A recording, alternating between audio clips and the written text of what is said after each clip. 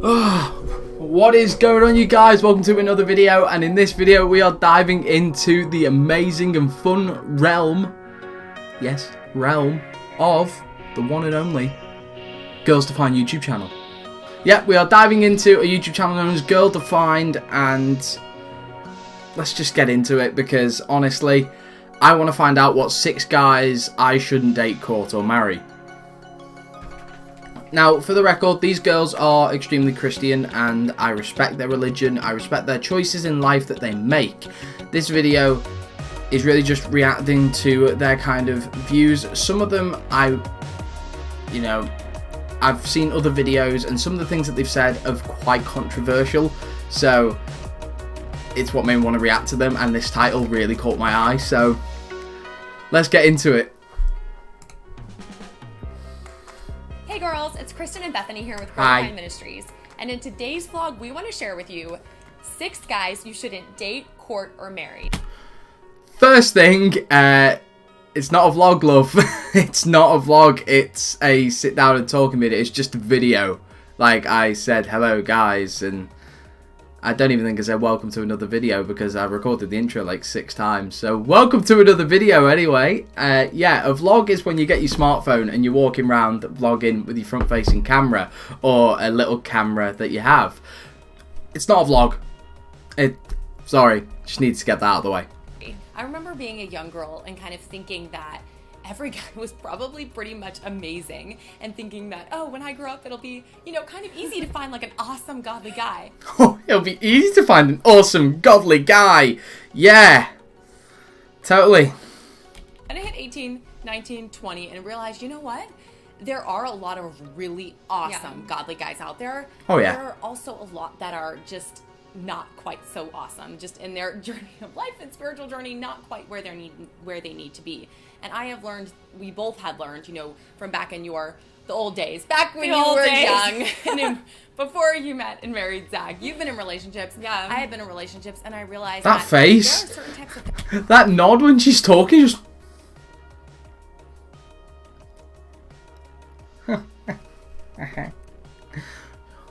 Fuck. There's been videos that I've seen as well where the other will just glare at the camera while the other's talking, and it's just so weird. And I don't want to have to, I don't want to be making fun of how they look or anything, because no, they are nice looking women. They're not horrible to look at. They made themselves pretty for the video and things like that, but the faces they pull. The faces, and I get acting like a bit silly, but it gives off like a false vibe, and I've done it in the past. I don't do it as much now because I'm comfortable in front of a camera, but they're doing kind of what the awkward video makers do at the beginning of their career. I don't know how old this video is. I think it is one of their earlier videos, but they had quite a big following still from this bit.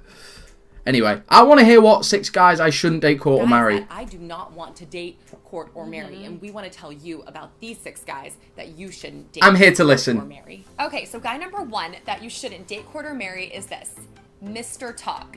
Mr. Talk is also known as Mr. Smooth. He's the guy that can say he can talk the talk, but he might not necessarily be walking the walk. Oh, that saying makes me cringe, man. Jesus Christ. Okay, so I read the Bible and all that. I don't. Sorry, am I talking the talk but not walking the walk? Sorry, that sounded really offensive. I'm not trying to offend any Christian. But you don't want a guy who bullshits, basically. You don't want a guy who basically just says, yeah, I do this, this, and this, and they do the opposite. Why would you even bother with someone like that? So, for example, he might say, yeah, I love the Lord. I love going to church. I love getting involved. I love reading my Bible. But behind the scenes, he isn't actually really doing those things. He's not consistently going to church, and he's not consistently reading his Bible.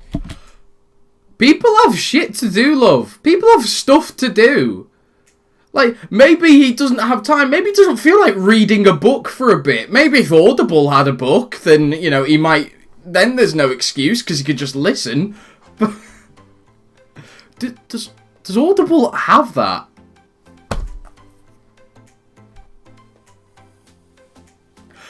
It has the Bible. That's great. There you go, love. Give your guy an Audible. Do it. You guys get a partnership with Audible, and then he has no excuse then to not read the Bible because it's read to him. Perfect. I've solved your guy issues there. Very, very cautious of a guy like that. And guy number 2 is Mr. Anger. This is the guy that gets like set off by really small things. Okay, so you don't want a guy with a bad temper. Okay, I don't know why they're making it so Christian related. Just say someone with a short temper. Like, this list could easily be made shorter instantly. I could have wound this down to about a minute by now. It might just be like, you know, driving in a car and someone just barely comes in his other lane and he gets like blows up and gets really mad, or you say something like, hey, what about this? And then he's like, oh, why do you want to do that? You know, it's a guy that just does not have control of his temper, does not have control over his tongue and his mouth and what he's thinking, and it just like a volcano. So he doesn't want a guy. I've just called her a he. Come at me, community. So, okay, avoid guys that basically have short tempers, get road rage easy, things like that. Yeah, I get that, because you won't feel safe. You want somebody you can feel safe with. I definitely wouldn't want a guy screaming at every little thing that she's made. And it almost sounds like she's speaking from experience. Is this a cry for help? I think it might be a cry for help. Blows up. And I would caution you, be very, very careful with a guy like that. We have known some like that, and I personally would never date, court, or marry a Mr. Anger, and I would encourage you not to either. Stay away from Mr. Anger. That you definitely shouldn't date, court, or marry is Mr. Struggle. Now, okay, so for all three, they've said, so this guy you shouldn't date, court, or marry. I get the idea. These are guys we shouldn't be going near. They've probably done it as well, so if it is taken out of context, they've kind of saved themselves a bit, but they're repeating it so many times, and I'm sick of hearing it. Mr. Struggle, I saw a clip of this, and Mr. Struggle is for people... It's just going to trigger me. Let's just go. We'll have our struggles in life, right? What we're talking about here with Mr. Struggle is a guy who's struggling with big things, and he always says, I'm trying, I'll do better next time, I promise I'm going to overcome this sin, I promise I'm going to get better in this area. But as his track record continues, he never actually overcomes those struggles. So for example, maybe pornography, maybe irresponsible spending, maybe just not getting places on time ever, or really managing the relationships in his life or his responsibilities very well. He's just always struggling, but always telling you that he's gonna do better, that he's gonna get over it. People hit rough points, love! Okay, so she's dodged a bullet by saying that we all have struggles in our lives. I get that. But what if the reason why they're late so much is because of this struggle that they're really struggling to deal with? Do you know what I mean? It's... You know, some people just struggle with life itself, and they need somebody to be there with them in order to help them get through it. I know I felt like that at one point, where I just felt like I needed someone with me to be happy and to actually do things. But I'm not like that anymore. I can happily get to places on time or fashionably late. You know, it's at my own risk, and I take that on the chin, and I'm sure those people do too. Yeah, you don't want somebody who's always late. You don't want somebody who is just constantly struggling with money or addictions, like, as she said, pornography. But at the same time,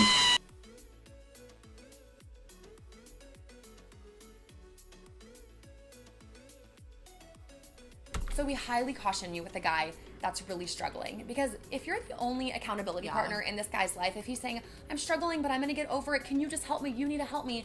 That is not a good setup. What? So somebody who's asking for help, I don't know if she means asking for help with money or asking for help in general. For general help, that's heartless.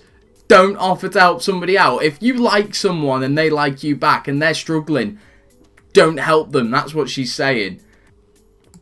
This guy, if he's serious about overcoming a sin, he's going to make the steps and take the steps to go find an older, godlier man in his church who can hold him accountable and really get serious about helping him overcome his struggles. So we caught.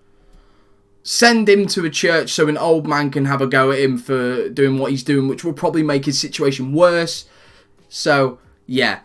Basically, girls, if there's a guy out there who's really struggling, tell him to fuck off to the church so they can sort him out, and you can just find another awesome godly guy, because apparently that's what these girls recommend. Just tossing aside any guy who may need help in some sense or form, who might just want the companionship to help him get through it, and they're not allowing that. That's what I'm getting from that. Caution you. Be very careful with a guy who is always struggling but never overcoming them. And Okay. Be careful with a guy who's always struggling but never overcoming. Yeah, I get that, because it shows that they're not trying. But at the same time, you should try and live with it a little bit. Number 4 is Mr. Obsessed. And now I've been around guys who are like pretty much obsessed with me. They are, I'm basically like the most important thing in their entire world. Okay. Because they love you? That might be the thing. Or because they want to show affection, so they try and make you feel like the only girl in the world kind of thing? Maybe. And you know what? Honestly, it is kind of flattering. Yeah. And if kind of! You know what I'm talking about. It's ungrateful cow! A guy giving you like so much attention and just basically treating you like you're the queen of the entire world. I mean, that's pretty amazing. My boyfriend doesn't do that. He chooses God over me. You can hear the pain in her fucking snigger then. That face. It looks like she's singing. That face. Jesus Christ. Okay, so it's kind of flattering to be made to feel like a queen. Alice, how do you feel about me making you feel like a queen? You know what? I'm not anymore, because you should avoid people like that. So this video will help me better myself in our relationship, Alice. And of course, it's not wrong to be loved and cherished, but we're talking about a guy who is literally obsessed with you. Like, you are even more important than God. You basically, as the girl, become the God of his life. And that is an idol. That is totally out of order. God needs to be the most important person in his life. So if you are around a Mr. Obsessed and you can tell that you are the most important person in his life, I would really caution you, because you'd rather... So as a guy, I should rather value a magical man in the sky who is in a magical book over the girl that I love, who I can have a future with. Makes a lot of sense, doesn't it? But yeah, Alice, I'm choosing God over you in the future. This is someone that I would not date, court, or marry, despite how flattering it may seem. I get, like, not a Mr. Obsessed as such, but like maybe a Mr. Clingy. You know, somebody who's a bit... never wants to let you go, never wants to do this, that, and the other. But, oh my God. Number 5 is Mr. Pressure. Mr. Pressure is the guy who is always putting pressure on you to do things that maybe you shouldn't do, areas of compromise where you're like, I'm not really sure if that's the right thing. And he's like, come on, just do it. It's not a big deal. Mr. Pressures are everywhere, and we've talked to girls who feel that pressure in their relationship. Okay, I can understand that. So they just don't want somebody who's controlling and who's always making them try to sin against what they believe in. I get that. I understand that. We have a mutual understanding. Yay! I get that. I genuinely do. And I'm not trying to make a big deal in front of the camera or anything, but like, I'm actually surprised we meet eye to eye with a few of these. And girls, that is not a healthy relationship. That is not a guy that's caring about you more than he's caring about himself. Mr. Pressure cares more about himself. He wants to get what he wants. But in another video I've seen, you literally tell girls that you are meant to serve his every beck and call. I can't remember what video that was that I saw. But they said in a video that girls should be always serving the godly guys, and because God and then him are their most important people. What about Jesus in this? Where does Jesus sit? Is he third important? Or if a guy has to treat you well, does he treat you more than he'd treat Jesus? Or does he treat you less than Jesus? Because if so, you're third in command, so you're worth nothing in my book. Guy number 6 is Mr. Unsaved. Now, this is the type of guy. He's cute, he's gentlemanly, he's nice, he charming. Brings you gifts. He is just like the package deal.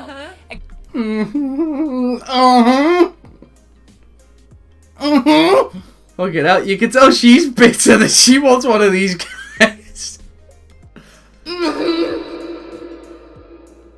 except one problem. He's not a Christian. He is Mr. Unsaved. Whoa! Okay, so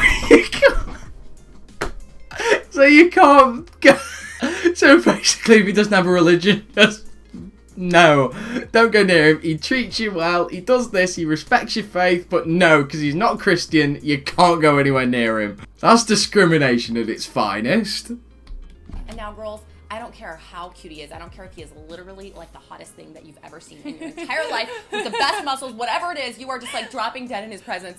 If he is not a Christian, the Bible makes it very clear that you should not marry him. So this is not like a, well, maybe, I mean, but he's really nice. I mean, but what if he comes to church with me? No. If this guy is not a Christian, if he is a Mr. Unsaved, he's literally just said, what if he comes to church with me? That's somebody respecting your religion and beliefs. He's happy to stick through it with you and maybe happy to convert.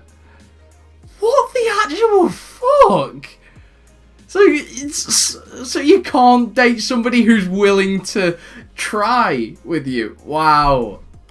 There's no compromising here. This is an automatic no. And the Bible makes that very, very clear. So Mr. Unsaved is someone that you should never, under any circumstances, no matter what, date, court, or marry. So you should never date somebody who's not Christian. You should never marry somebody who's not... Ah, shit! I'm fucking done. This is bad, this.